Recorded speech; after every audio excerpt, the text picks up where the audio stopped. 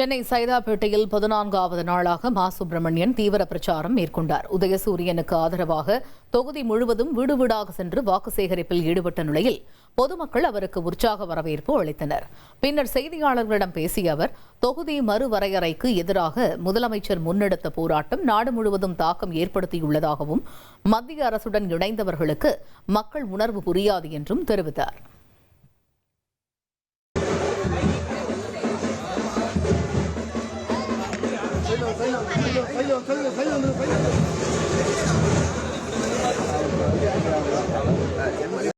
தமிழ்நாடு முழுவதிலும் எல்லோருடைய கவனமும் வாக்கு சேகரிக்கும் பணியில் இருக்கிற போது தமிழ்நாட்டின் உரிமைகள், குறிப்பாக தென்னிந்தியாவின் உரிமைகள் பறிப்போய்விடக்கூடாது என்பதில் மிக கவனமாக நேற்றைக்கு அந்த ஒரு போராட்டத்தை முன்னெடுத்திருக்கிறார்.